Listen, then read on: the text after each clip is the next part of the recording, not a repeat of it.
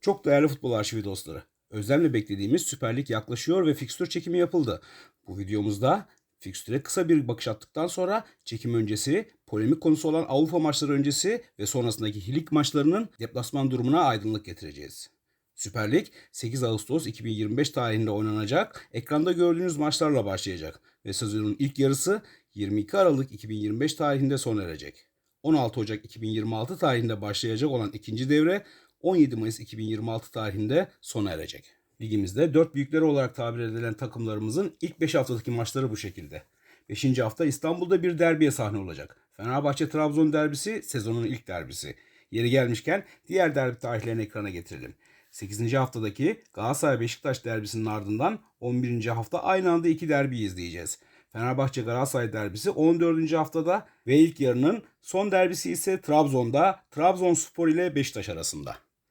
Süper Lig'in 3 yeni temsilcisinin ilk 5 haftadaki maçları da gördüğünüz gibi.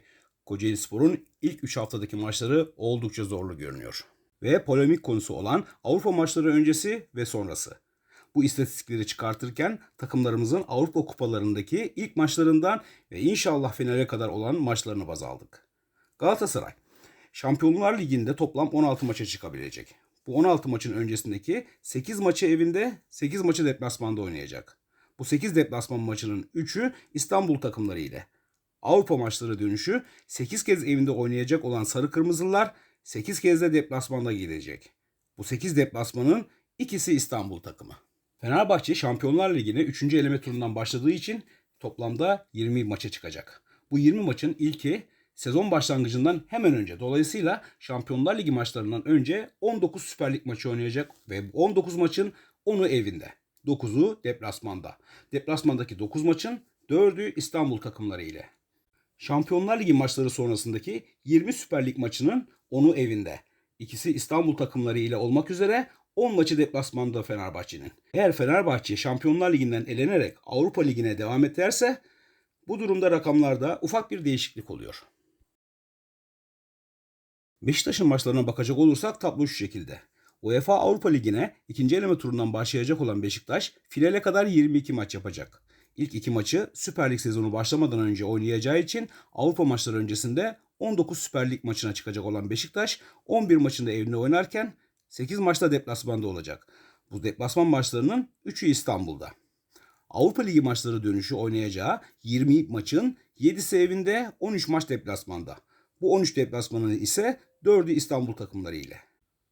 Beşiktaş ola ki Avrupa Ligi'nden elenir ve Konferans Ligi'ne kalırsa 2 lig aşaması maçı eksiliyor ve tabloda şöyle bir değişiklik oluyor.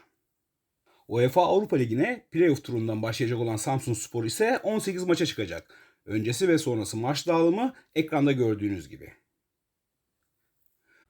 Konferans Ligi'ndeki temsilcimiz Başakşehir'in ikinci eleme turundan finale kadar 20 maçı var.